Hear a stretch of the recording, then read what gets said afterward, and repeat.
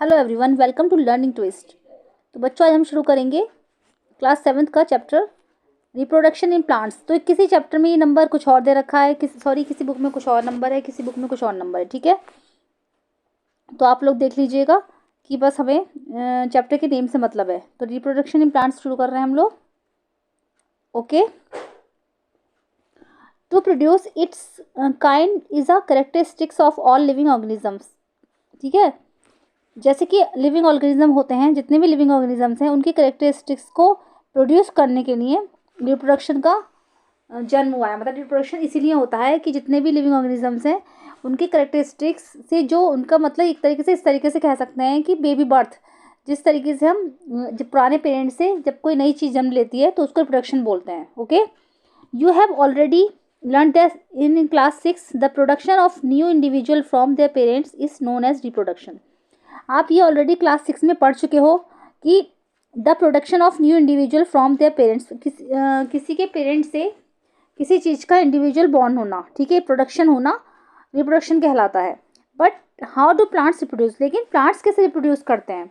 There are different modes of reproduction in plants which we shall learn in this chapter. यहाँ पर different modes हैं plants के reproduction के, जो कि हम इस चैप्टर में लर्न करेंगे। ठीक है, मोड्स ऑफ रिप्रोडक्शन। अब मोड्स का मतलब होगा तरीके, रिप्रोडक्शन के तरीके क्या क्या हैं। इन class 6 you learn about different parts of the flowering plant. आपने क्लास 6 में ठीक है डिफरेंट पार्ट्स के बारे में पढ़ा था फ्लोरिंग प्लांट के। Try to list the various parts of the plant and write the function of each. Plant के जितने भी वेरियस पार्ट्स हैं उनकी एक लिस्ट बनाइए और उनकी जो फंक्शंस हैं उनको लिखने की कोशिश कीजिए। Most plants have roots, stems and leaves. बहुत सारे प्लांट्स होते हैं उसमें, जो मोस्ट प्लांट्स होते हैं उसमें रूट्स, स्टेम्स और लीव्स होते हैं, रिप्रोडक्शन पार्ट्स जो होते हैं। These are called vegetative parts of the plant. ये जितने भी हैं ये सब वेजिटेटिव पार्ट्स कहलाते हैं। अगर आपसे पूछा जाए कि वेजिटेटिव पार्ट्स कौन कौन से हैं प्लांट्स के, तो मोस्ट प्लांट्स में तो रूट्स, स्टेम और लीव्स ही होती हैं। After a certain period of growth most plants beer flowers. जैसे जैसे प्लांट्स बड़ा होता है, कुछ टाइम के बाद जब उसको ग्रो होने लगता है वो, तो मोस्टली प्लांट्स जो होते हैं वो फ्लावर्स में डेवलप हो जाते हैं। उनके जो फ्लावर्स होते हैं वो बेयर करते हैं। You may have seen the mango trees flooring in spring. आपने कभी अगर मैंगो ट्री देखा होगा तो स्प्रिंग सीजन में देखा होगा तो उस पर फूल आते हैं। It is these flowers that give rise to juicy mango fruit we enjoy in summer. यही वो फ्लावर्स हैं जो कि गर्मियों में क्या करते हैं, फ्लावर्स दैट गिव राइस, जो कि एक जूसी मैंगो फ्रूट को जन्म देते हैं, जो कि हम समर में इंजॉय करते हैं। देखा होगा आपने, तो उसी फ्लावर से वो मैंगो फ्रूट बनता है। We eat the fruits and usually discard the seeds. हम हमेशा फ्रूट्स खाते हैं और जो उसके बीज होते हैं वो हमेशा डिस्कार्ड कर देते हैं। Seeds germinate and form new plant. बीज से हमेशा क्या होता है, वो जर्मिनेशन हो जाता है और जर्मिनेट होकर न्यू प्लांट्स बनता है। So what is the function of the flowers in plants. So तो जो फ्लावर्स होते हैं प्लांट्स में उनका फंक्शन क्या है। Flowers perform the function of reproduction in plants. Flowers का काम जो है वो प्लांट्स में रिप्रोडक्शन करना होता है। ठीक है, flowers perform the function of reproduction in plants. Flowers are the reproductive parts. इसीलिए फ्लावर्स भी जो है वो एक रिप्रोडक्टिव पार्ट्स है। फ्लावर्स से भी रिप्रोडक्शन होता है, इसलिए जो फ्लावर्स होते हैं वो एक रिप्रोडक्टिव पार्ट्स है। ठीक है, वेजिटेटिव पार्ट्स तो ये आ गए प्लांट्स के कौन कौन से होते हैं। मोस्टली रूट्स, स्टेम और लीव्स होती है और फ्लावर्स से भी रिप्रोडक्शन होता है। तो flowers are the reproductive parts. Okay, there are several ways by which plants reproduce their offspring. These are categories into two types. ऐसे बहुत से तरीके हैं जिसमें प्लांट्स में रिप्रोडक्शन होता है। ठीक है, लेकिन इनको दो कैटेगरीज में डिवाइड किया गया है, एक तो असेक्सुअल रिप्रोडक्शन और दूसरा सेक्सुअल रिप्रोडक्शन। ठीक है, एक तो असेक्सुअल और दूसरा सेक्सुअल रिप्रोडक्शन।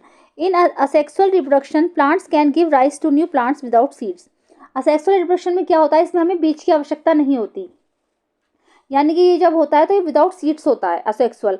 और सेक्सुअल में क्या होता है, हमें जो है सीड्स की आवश्यकता होती है।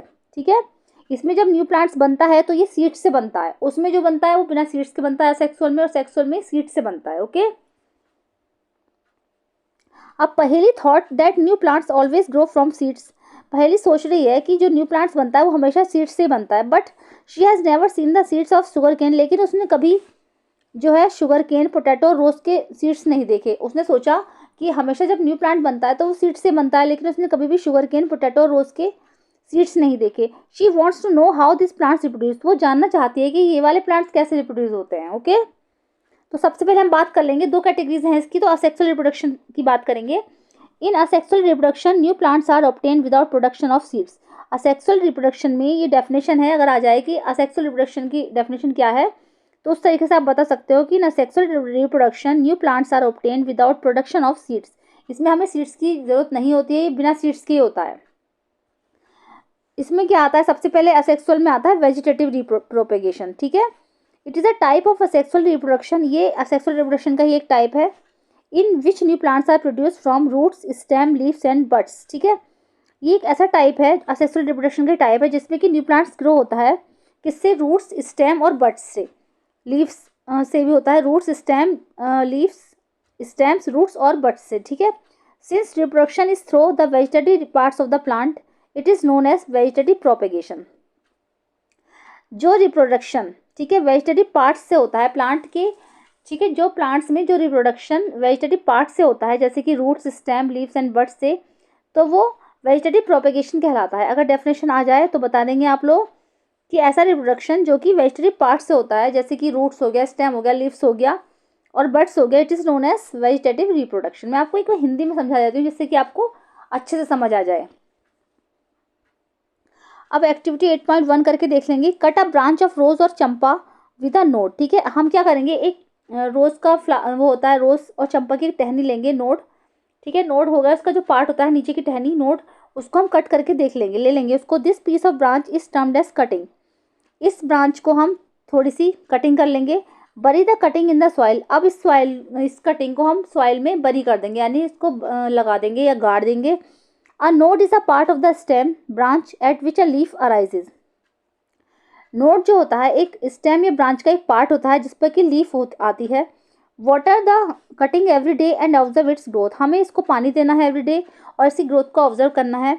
Observe and record the number of days taken for roots to come out, हमें ऑब्जर्व करना है, उसको रिकॉर्ड करना है कितने दिनों में, ठीक है, रूट्स जो है इसकी बाहर आई, to come out, taken for roots to come out and new leaves to arise, और जिससे कि नई पत्ती बनी, ठीक है। Try the same activity by growing money plant in a jar of water and record your observation, यही activity same हमें एक मनी प्लांट का जार लेना है पानी का, उसको करके देखना है, उसको अपने ऑब्जर्वेशन को हमें रिकॉर्ड करना है। तो देखा होगा आपने कभी, जैसे ये टहनी हो गई, ठीक है, तो ये नोड होती है, ये नोड, इस पर छोटे छोटे से जो ये लगे होते हैं, ये जो होता है ये बड होती है, जो छोटी सी बड निकली रहती है, ये एक्सिल में निकली रहती है, ठीक है। Axil, bud in the axil, axil के अंदर बड होता है और नोड में होती है एक्सिल, ठीक है। You must have seen flower buds developing into flowers, ठीक है। आपने शायद देखा होगा कि फ्लावर बड्स जो होती हैं वो फ्लावर्स के अंदर जो डेवलप होती हैं, फ्लावर बड्स देखी होंगी। Apart from flower buds there are buds in the axil, ठीक है, point of attachment of the leaf at the node. Apart from flower buds there are buds in the axil, ठीक है, Excel के अंदर buds होती हैं, देखा होगा आपने, ठीक है, जो छोटी छोटी बड्स होती हैं वो आगे जाके डेवलप हो जाती हैं। Leaves which develop into the shoots, जो कि आगे जाके शूट्स बन जाती हैं। देखा प्लांट में आपने देखा होगा, जिसका ऊपरी हिस्सा होता है वो शूट्स कहलाता है और नीचे का जो दबा रहता है ज़मीन में वो रूट्स कहलाता है, ठीक है। These buds are called vegetative buds, ठीक है, ये जो बड्स होती हैं ये क्या कहलाती हैं, ये वेजिटेटिव बड्स कहलाती हैं। A bud consists of the short stem around which immature overlapping leaves are present. A bud consists of a short stem, ये जो होता है एक short stem होता है जिसमें क्या होता है immature overlapping leaves, जिसमें कि immature जो कि अभी लीफ डेवलप नहीं हुई है उसके अंदर प्रेजेंट होती है, वो आगे चल के न्यू लीफ बनाती है, उसी से रिप्रोडक्शन होता है। Vegetative buds can also give rise to the new plants, ठीक है। ये जो बर्ड है इसके अंदर, ये जो बर्ड दिखाई दे रही है इसी के अंदर क्या होता है, अभी तो इमेच्योर लीफ इसके अंदर है जो डेवलप नहीं हुई है, आगे चल के जब ग्रो होता है तो इसी के अंदर से एक न्यू प्लांट जन्म लेता है, ठीक है। अब हम एक्टिविटी 8.2 करके देख लेंगे। टेक अ फ्रेश पोटैटो, हमें एक फ्रेश पोटैटो लेना है। Observe the scarce on it with the help of a magnifying glass, अब इसके हमें स्कैर्स को ऑब्जर्व करना है, जो छोटे छोटे स्पॉट्स से पड़ जाते हैं उसको हमें मैग्नीफाइंग ग्लास से देखना है। You may find buds in there, इसमें भी आप बर्ड्स को देख सकते हो। These scars are also called eyes, ठीक है, इन छोटे छोटे स्कैर्स को हम क्या बोलते हैं, इनको हम आइज बोलते हैं। Cut the potato into A small portion, हमें उस आलू को छोटे छोटे पोर्शन में कट कर लेना है। Each with an eye and bury them in the soil, ठीक है, और सबको हमें आई के साथ ही करना है और उसको हमें मिट्टी में गाड़ देना है। Water the pieces regularly for a few days and observe there progress. हमें जो हमने ये जो आलू उगाड़े हैं उसमें हमें रेगुलरली वाटर देना है और उसको ऑब्जर्व करना है कि उसमें कितनी प्रोग्रेस हुई है। व्हाट डू यू फाइंड, आप क्या देखते हो? Okay, likewise you can also grow ginger और टर्मरिक। इसी तरीके से आप जिंजर और टर्मरिक को भी ग्रो कर सकते हो। ठीक है, ये रहा, ये जो छोटे छोटे से स्पोर्स बनना है, ये जो बनना है छोटे छोटे से स्पोर्स, ये जो दिखना है ये छोटे छोटे स्पोर्स यही होते हैं। Bryophyllum sprout leaf plant has buds in the margins of the leaves. ऐसी वो प्लांट होता है ब्रायोफाइलम। इसमें क्या होता है, इसमें जो होता है इसमें लीफ से रिप्रोडक्शन होता है। ठीक है, इसमें जो मार्जिन लाइन बनी होती है उससे नई लीफ जन्म लेती है। If a leaf of this plant falls on a moist, अगर इस प्लांट की जो लीफ है, ठीक है, if a leaf of this plant falls on a moist soil each bud can give rise to a new plant. ठीक है, अगर इसकी जो लीफ है वो मॉइस्ट सॉइल में गिर जाए, ठीक है, तो उससे ही नई लीफ बन जाती है। Each bud can give rise to a new plant, जिससे कि वो नया पौधा उससे जन्म लेता है। Roots of the some plant can also give rise to new plants. कुछ प्लांट्स की रूट्स भी जो होती हैं वो नए प्लांट को जन्म देती हैं। Sweet potato and dahlia are example. इससे क्या होता है, जैसे स्वीट पोटैटो डहलिया जो है ये रूट से ही नए पौधे को जन्म देते हैं। Plants such as cacti produce new plants when their parts get detached. Cacti जैसे कैक्टस का पौधा होता है ना, तो उसका प्लूरल फॉर्म है और ये कैक्टी जो है सिंगुलर फॉर्म है। तो इसको सिंगुलर फॉर्म को बताया गया है कि अगर कैक्टी जो है, कैक्टी से भी नया पौधा जन्म लेता है। अगर इसका कोई भी पार्ट जमीन में गिर जाए, डिटैच हो जाए इससे from the main plant body, each detached part can grow into a new plant. ठीक है, ईच डिटैच्ड पार्ट, प्रत्येक अलग हुआ जो पार्ट है उसका, वो एक नए पौधे को जन्म देता है। ठीक है, अब जैसे ब्रायोफाइलम का देखो मैं बता रही थी ना, ब्रायोफाइलम का यह है कि इसमें जो ऐसे करके जो ये मार्जिन लाइन जो आ रही है ना बीच में, ये मार्जिन लाइन जो आ रही है, तो इसी में यहाँ से जो है बड्स होती है उसकी, वो डेवलप होती है, तो इसी से न्यू प्लांट्स जन्म लेता है। तो इसका रिप्रोडक्शन लीफ के द्वारा होता है। ठीक है, अब स्वीट पोटैटो डहलिया का रूट से होता है, किसी में स्टेम से होता है, किसी में रूट से होता है, किसी में लीफ से होता है। तो ये सब वेजिटेटिव पार्ट्स हैं। Okay, Boojho wants to know if there is any advantage of vegetative propagation. Boojho जानना चाहता है कि क्या वेजिटेटिव प्रोपेगेशन का कोई एडवांटेज है। Okay, plants produce by vegetative propagation takes less time to grow. Okay, plants produced by vegetative propagation take less time to grow and bear flowers and fruits earlier than those produced from seeds. Okay, plants जो होते हैं क्या करते हैं, vegetative propagation द्वारा produce होते हैं, take less time to grow, जो उनको बढ़ने में भी जो कम समय लगता है, and bear flowers and fruits earlier, और उन पे जो होते हैं फ्लावर्स और फ्रूट्स जल्दी आते हैं, then those produce them seeds, जो कि सीड्स से प्रोड्यूस होते हैं। The new plants are exact copies of the parent plant as they are produce from a single parent. ठीक है, the new plants are exact copies of the parent plant. जो new plants जन्म लेता है, ठीक है, वो बिल्कुल अपने पेरेंट्स की कॉपी होता है। जैसे उसी तरीके से होता है, जैसे अपने पेरेंट्स होते हैं, तो पेरेंट्स में क्या होता है कि बच्चों में क्या होता है, पेरेंट्स का कोई ना कोई गुण आ जाता है। उसी तरीके से जो सिंगल प्लांट होता है प्रोड्यूस होता है, तो उसमें भी उसके जो प्लांट आते हैं तो उसमें अपने प्लांट्स का कोई ना कोई गुण जरूर आता है। ठीक है, later in this chapter you will learn that plants produced by sexual reproduction have characters of both the parents. आगे इस चैप्टर में आप पढ़ोगे कि प्लांट्स में सेक्सुअल रिप्रोडक्शन में प्लांट्स में क्या होता है, अपने पेरेंट्स के दोनों में से जो जितने पेरेंट्स होते हैं, पेरेंट्स में से दोनों में से किसी का कैरेक्टर जरूर आता है, जो उसका मतलब जन्म लेता है चाइल्ड, तो उसमें उसका वो रहता ही रहता है, जैसे ह्यूमन बींग्स में होता है। ऐसे तरीके से आप प्लांट्स का आगे पढ़ोगे कि जितने कि जो प्रोड्यूस बाय सेक्सुअल रिप्रोडक्शन में क्या होता है कि उसमें जो होता है कि दोनों के कैरेक्टर्स आते हैं प्लांट्स में। ठीक है, plants produce seeds as a result of sexual reproduction. Sexual reproduction के रिजल्ट के रूप में प्लांट्स के सीड्स जन्म लेते हैं, सीड्स से रिप्रोडक्शन उसमें होता है। ठीक है, plants produce seeds as a result of sexual reproduction. Sexual reproduction में क्या होता है, सीड्स से रिप्रोडक्शन होता है, और असेक्सुअल में क्या होता है, विदाउट सीड्स होता है। तो उसमें यही बताया गया है। अब इसमें जो प्रोसेस आता है वो आता है budding. You have already learned about the tiny organism like east can be seen only under a microscope. आपने ऑलरेडी पढ़ रखा है कि कुछ टाइनी ऑर्गेनिजम्स होते हैं, जैसे कि ईस्ट हो गया, वो सिर्फ माइक्रोस्कोप के द्वारा ही देखे जा सकते हैं। These grow and multiply every few hours of sufficient nutrients are made available to them. अगर इनको ऐसे जो ऑर्गेनिजम्स होते हैं, अगर इनको सफिशिएंट न्यूट्रिशंस मिले, मतलब इनको ऐसा खाना मिले जिसमें सफिशिएंट न्यूट्रिएंट्स हों, तो ये बहुत जल्दी ग्रो करते हैं, ये मल्टीप्लाई हो जाते हैं। Remember that east is a single celled organism, ये याद रहे आपको कि जो ईस्ट है वो सिंगल सेल ऑर्गेनिज्म है, ठीक है।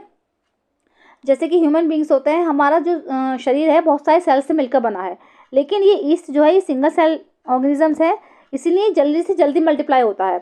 Let us see how they reproduce, आइए देखते हैं कि किस तरीके से रिप्रोड्यूस होता है। Okay, to be demonstrated by the teacher, ये जो एक्टिविटी है 8.3 ये आपको टीचर की उपस्थिति में करनी है, टीचर आपको कर दिखाएंगे। Take a piece of yeast cake or yeast powder from a bakery or a chemist shop, आपको क्या करना है, आपको एक ईस्ट केक का पीस लेना है या फिर आपको ईस्ट पाउडर ले लेना है बेकरी से या फिर केमिस्ट शॉप से आपको मिल जाएगा।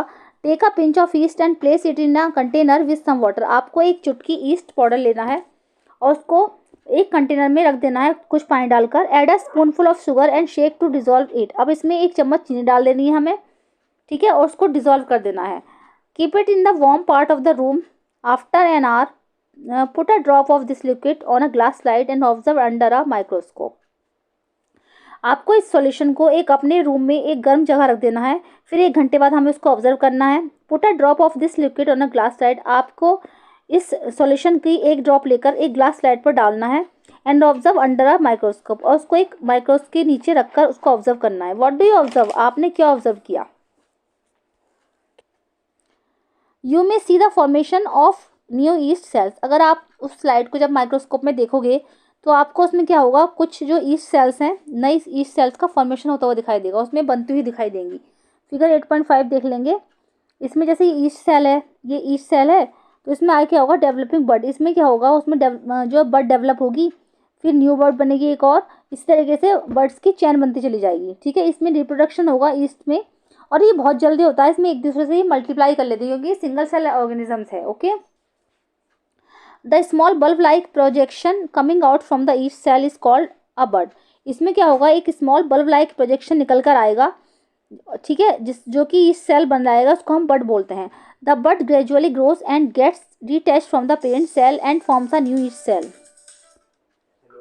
The bud gradually grows and gets detach, और जब ये बड है ये ग्रेजुअली ग्रोज होगी और ये अपने पेरेंट से डिटैच होकर एक नया सेल बनाएगी।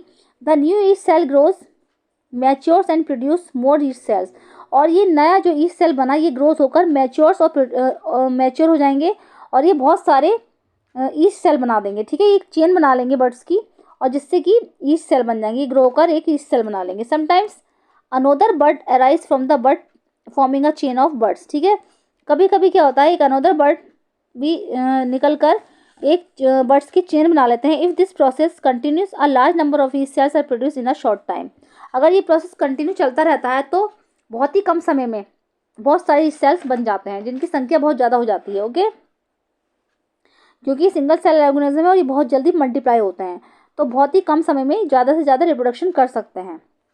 अब आता है आपका fragmentation. You might have seen slimy green patches in ponds, आपने शायद अगर देखा होगा तो आपने स्लिमी ग्रीन कलर के पैचेस तालाबों में देखे होंगे, और in other stagnant water bodies, या फिर आपने स्टेगनेंट वाटर बॉडीज में भी इनको देखा होगा। स्टेगनेंट का मतलब होता है रुके हुए पानी में, आपने जो तालाबों में ठीक है तालाब में green colour slimy green colour के पैचेस देखे होंगे, या फिर आपने स्टेगनेंट जैसे रुके हुए वाटर बॉडीज में भी देखा होगा, तो ये आपको दिखाई देते हैं। तो दीज आर द एल्गी, इनको हम एल्गी बोलते हैं। व्हेन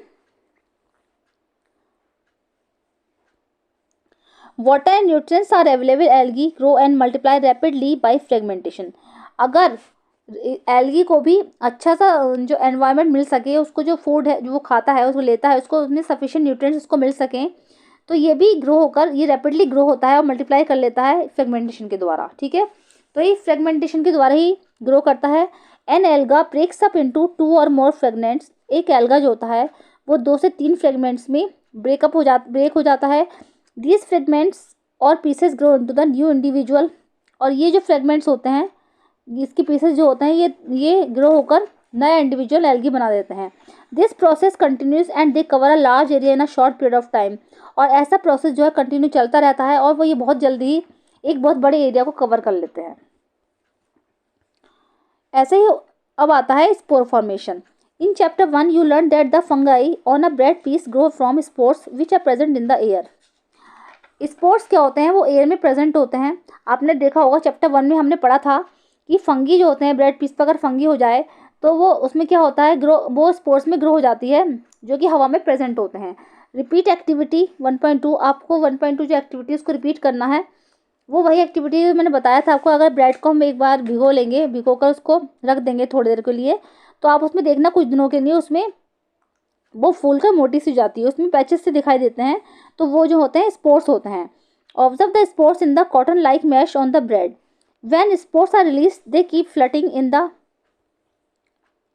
ये जो है ना, ये छोटे छोटे पार्टिकल्स की तरह दिखाई देते हैं, ये होते हैं स्पोर्स होते हैं ये, ठीक है। और ये स्पोर्स हवा में तैरते रहते हैं। जब ये स्पोर्स बाहर रिलीज होते हैं तो they keep floating in the air, ये हवा में तैरते रहते हैं। As they are very light they can cover long distance, ये बहुत हल्के होते हैं क्योंकि इसलिए बहुत जल्दी बहुत दूरी तक कवर कर लेते हैं उसको। Spores are asexual reproductive bodies, ये असेक्सुअल रिप्रोडक्टिव बॉडीज होती हैं। Each spore is covered by a hard reproductive coat is withstand unfavourable condition such as high temperature and low humidity. Spores पे जो है हार्ड प्रोटेक्टिव कोट बना होता है, इसकी जो लेयर होती है ऊपर की हार्ड होती है बहुत ज़्यादा, जो इसको सुरक्षित रखती है इस अनफेवरेबल कंडीशन से। अनफेवरेबल कंडीशन जितनी भी होती हैं, जैसे कि टेम्परेचर हो गया, अगर टेम्परेचर हाई है या फिर ह्यूमिडिटी लो है, तो इसको इससे ये बचाती हैं। So they can survive for a long time, इसलिए ये बहुत लंबे समय तक सुरक्षित रहते हैं। Under favourable conditions a spore germinates and develops into a new individual. Favourable condition के अंदर एक स्पोर जर्मिनेट करता है और ये एक नए इंडिविजुअल प्लांट को जन्म देता है। Plant such as moss and funds also reproduce by means of spores, जैसे कि मॉस और फंड हो गया, ये जो है स्पोर्स के द्वारा ही रिप्रोड्यूस करते हैं, ठीक है। इसमें स्पोर्स होता है, ये हवा में होते हैं, हवा में तैरते रहते हैं, ठीक है। इसकी जो कोटेड, इस पे जो इसकी जो कोटेड परत होती है वो हार्ड होती है, जो इसको सुरक्षित रखती है। और जब इसको फेवरेबल कंडीशंस मिलती हैं तो ये जर्मिनेट हो जाता है एंड डेवलप हो जाता है एक न्यू इंडिविजुअल प्लांट में, ओके। अब इसका जो सेकंड सेक्शन आता है सेक्सुअल रिप्रोडक्शन आता है, तो सेक्सुअल रिप्रोडक्शन पढ़ लेंगे अब हम। सेक्सुअल मैंने समझा दिया है आपको। चलिए, तो सेक्सुअल रिप्रोडक्शन करेंगे हम नेक्स्ट वीडियो में, तो मिलते हैं नेक्स्ट वीडियो में। Thank you so much.